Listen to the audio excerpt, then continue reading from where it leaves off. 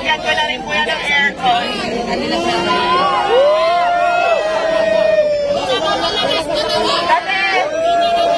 Kasi nabalitaan ko na nagpapahinga lang daw siya dito sa sasakyan, kaya ayan.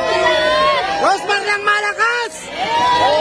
Ayan, pinapap ko na pinagawa ko kay Balsier. So, ilalagay ko sa vlog kung saan.